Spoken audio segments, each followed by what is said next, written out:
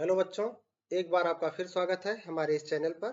आज की क्लास में हम लोग डिस्कस करेंगे physical properties of haloalkanes and haloarenes. Alkyl halide जो होते हैं बच्चों, वो कलरलेस होते हैं अगर वो प्योर फॉर्म में एल्काइल हैलाइड कलरलेस होते हैं। लेकिन कुछ ब्रोमाइड डेरिवेटिव हाइड्रोकार्बन के और आयोडाइड डेरिवेटिव हमारे कलर्ड हो जाते हैं, उनके अंदर कलर डेवलप हो जाता है अगर वो लाइट में एक्सपोज होते हैं। जब वो लाइट में आते हैं तो उनके अंदर कुछ कलर आ जाता है। साथ ही साथ कई ऐसे वोलेटाइल हैलोजन कंपाउंड्स हैं जो स्वीट स्मेल के होते हैं। इसके बाद में हम लोग बात करेंगे मेल्टिंग एंड बॉइलिंग पॉइंट का। तो मेल्टिंग बॉइलिंग पॉइंट में जो छोटे हमारे पास एल्काइल हैलाइड है, जैसे मिथाइल क्लोराइड, मिथाइल ब्रोमाइड या इथाइल क्लोराइड या कोई मीथेन का फ्लोरो और क्लोरो डेरिवेटिव, तो ये सब गैस होते हैं।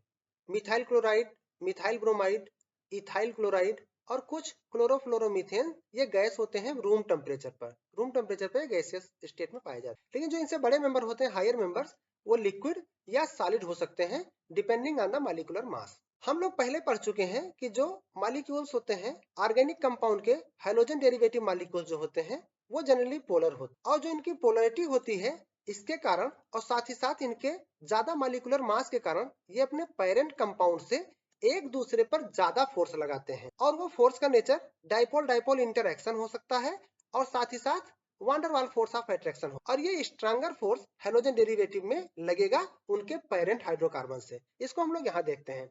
हमारे पास यहाँ मिथाइल ब्रोमाइड है और इसका पेरेंट हाइड्रोकार्बन जो होगा वो मीथेन होगा। तो मीथेन मॉलिक्यूल आपस में कम फोर्स लगाएंगे अगर कंपेयर करें मिथाइल ब्रोमाइड से। और यहाँ पर अगर देखें तो इस कंपाउंड का, इथाइल क्लोराइड का जो पेरेंट कंपाउंड होगा, पेरेंट हाइड्रोकार्बन होगा, वो हमारा होगा इथेन। तो यहाँ पर इथेन मॉलिक्यूल से इथाइल क्लोराइड मॉलिक्यूल्स आपस में ज्यादा फोर्स ऑफ अट्रैक्शन लगाएंगे। इनके दो रीजन हैं, एक तो ये जो हाइलाइट से पोलर इन नेचर है और साथ में इनके पेरेंट कंपाउंड से ज्यादा भारी भी हो चुके हैं। यहाँ से हाइड्रोजन रिप्लेस करके ब्रोमो ग्रुप लगा दिया तो काफी भारी हो गया। यहाँ पर हम लोग हाइड्रोजन रिप्लेस करके क्लोरो लगा दिया तो ये बहुत भारी हो गया।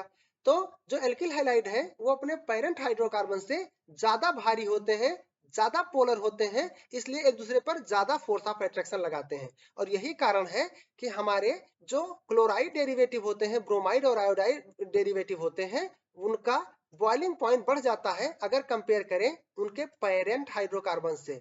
तो उस सिमिलर मॉलिक्यूलर मास के हाइड्रोकार्बन के से कंपेयर करने पर हमारे क्लोराइड, ब्रोमाइड और आयोडाइड डेरिवेटिव के मॉलिक्यूलर मास बढ़ जाते हैं। अब हम लोग बात करेंगे जैसे जैसे हमारे पास मॉलिक्यूल का साइज बढ़ता जाता है और ज्यादा इलेक्ट्रॉन्स आते जाते हैं, उनके अंदर ज्यादा stronger interaction, stronger attraction develop होता जाता है और उनका बॉन्ड भी बढ़ता चला जाता है। इसको देखने के लिए हम लोग यहाँ, इसको समझने के लिए हम लोग इस ऑर्डर को देखते हैं। यहाँ पर सिमिलर हाइड्रोकार्बन यानी एल्काइल ग्रुप लगा हुआ है, लेकिन ये आयोडो डेरिवेटिव है, ये ब्रोमो, ये क्लोरो और ये फ्लोरो।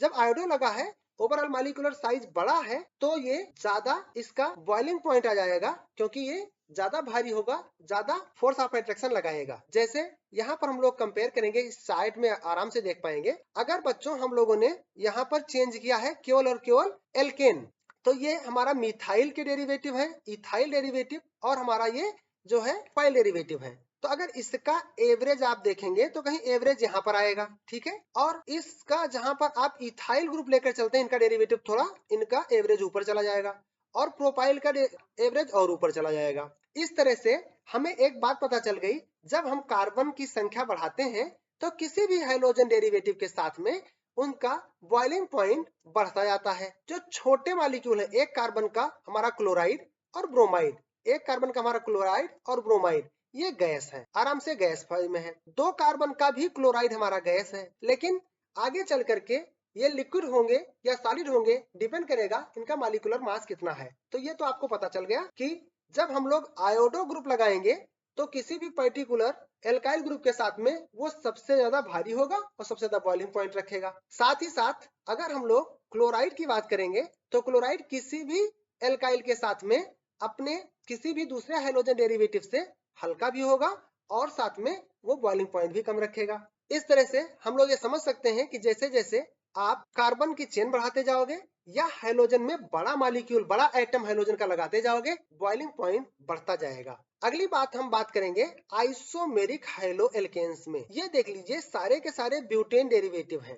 ये ब्यूटेन का एन ब्यूटाइल ब्रोमाइड है, ये हमारा 2 ब्रोमो ब्यूटेन है और ये 2 ब्रोमो 2 मिथाइल प्रोपेन है। ये आइसोमर है, लेकिन यहाँ से जैसे जैसे हम आगे जाते जा रहे हैं ऐसे इनका मॉलिक्यूलर साइज छोटा होता जा रहा है, क्यों? ब्रांचिंग ज्यादा होती जा रही है। अब सपोज करिए 3 बीकर हैं, इस बीकर में सारे के सारे एन एल्काइल ब्रोमाइड है, यहाँ पर एन ब्यूटाइल ब्रोमाइड है, नॉर्मल ब्यूटाइल ब्रोमाइड है, यहाँ पर आइसो है और यहाँ पर नियो है। यानी ये जो मॉलिक्यूल होगा ये सबसे छोटा सरफेस एरिया रखेगा। सबसे छोटा सरफेस एरिया रखने के कारण एक दूसरे मॉलिक्यूल इसके वान डेर वाल फोर्स कम लगाएंगे। थोड़ा बड़ा साइज रखेगा तो इसमें थोड़ा वान डेर वाल फोर्स ज्यादा लगेगा एक दूसरे मॉलिक्यूल से, और यहाँ पर van der Waals force of attraction सबसे ज्यादा लगेगा और इसलिए एक दूसरे मॉलिक्यूल का जो इंटरेक्शन होगा ज्यादा होगा, और जब इनको हम बॉयल करने जाएंगे तो हमें ज्यादा टेम्परेचर प्रोवाइड कराना पड़ेगा, ज्यादा हीट प्रोवाइड कराना पड़ेगा ताकि ये आराम से गैसेस स्टेट में जा सके। तो इसलिए जब ये नॉर्मल लीनियर चेन स्ट्रक्चर होते हैं तो इनका बॉइलिंग पॉइंट सबसे ज्यादा होगा, और जब ये ब्रांच होकर के छोटे साइज यानी छोटी सरफेस एरिया अटेन कर लेते हैं तो इनका बॉइलिंग पॉइंट कम हो जाता है। इस तरह से इन तीनों डेरिवेटिव में सबसे कम बॉइलिंग पॉइंट हमारा 2 ब्रोमो 2 मिथाइल प्रोपेन का आएगा। नई बात हम लोग यहाँ देखेंगे, अगर हम लोग कुछ डाइहेलो एरीन्स को कंपेयर करें उनके बॉइलिंग पॉइंट और मेल्टिंग पॉइंट को लेकर के, तो बॉइलिंग पॉइंट की अगर बात करें, यहाँ पर डाइक्लोरो हमारे डेरिवेटिव्स हैं बेंजीन के, तो बॉइलिंग पॉइंट में कुछ खास अंतर नहीं है, ये लगभग सेम है। तो इस फिर भी हमें ये ऑर्डर याद करना है कि बॉइलिंग पॉइंट में ज्यादा डिफरेंस हमको नहीं दिख रहा है, चाहे वो आर्थो डाइक्लोरो हो, चाहे मेटा डाइक्लोरो हो, चाहे पैरा डाइक्लोरो हो। लेकिन यहाँ एक इंपॉर्टेंट बात आती है कि अगर हम लोग मेल्टिंग पॉइंट की बात करते हैं तो मेल्टिंग पॉइंट हमारा जो पैरा वाले आइसोमर का सबसे ज्यादा होता है, और अगर कंपेयर करें आर्थो से और मेटा से तो पैरा वाले का काफी ज्यादा हो जाता है। इसका रीजन ये है कि ये जो सॉलिड क्रिस्टल स्ट्रक्चर बनाते हैं वो ज्यादा अच्छे एक दूसरे से फिट हो पाते हैं और पैकिंग बढ़िया हो पाती है, और अच्छी पैकिंग होने के कारण ये ज्यादा मेल्टिंग पॉइंट रखता है। ये बात हम लोगों को याद रखनी है। तो पैरा डाइक्लोरो बेंजीन का मेल्टिंग पॉइंट सबसे ज्यादा होने वाला है। अब हम लोग डेंसिटी की बात करें तो जो ब्रोमो डेरिवेटिव है या आयोडो डेरिवेटिव है या पॉलीक्लोरो डेरिवेटिव हाइड्रोकार्बन के, ये हेवियर होते हैं वाटर से, ये वाटर से भारी होते हैं। यहाँ हम देख भी सकते हैं ब्रोमो और आयोडो डेरिवेटिव वाटर से भारी हैं, वाटर की डेंसिटी 1 होती है। क्लोरो डेरिवेटिव वाटर से यहाँ हल्का है।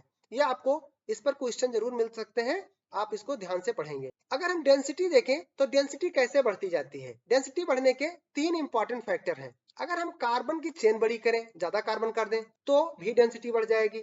अगर हम हाइड्रोजन के एटम्स का नंबर बढ़ा दें तो भी डेंसिटी बढ़ जाएगी। जैसे यहाँ पर हाइड्रोजन के एटम का नंबर बढ़ाते जा रहे हैं, 2 हाइड्रोजन था, 3 हाइड्रोजन और यहाँ 4 हाइड्रोजन, तो भी इनकी डेंसिटी बढ़ रही होगी। और साथ में एटॉमिक मास ऑफ हाइड्रोजन, जैसे आप यहाँ पर क्लोरो के बाद ब्रोमो लाते हैं, इससे भारी ये हो जाता है, और फिर ब्रोमो के बाद आयोडो लाते हैं, इससे भारी ये हो जाता है, तो भी डेंसिटी बढ़ती है। तो यहाँ आप चेक कर सकते हैं 3 कार्बन का कंपाउंड है लेकिन ये क्लोरो डेरिवेटिव है, फिर हाइड्रोजन हमने और बड़ा कर दिया, हाइड्रोजन और बड़ा कर दिया, तो हमारी डेंसिटी बढ़ती जा रही है यहाँ पर इंक्रीजिंग ऑर्डर में, ठीक है।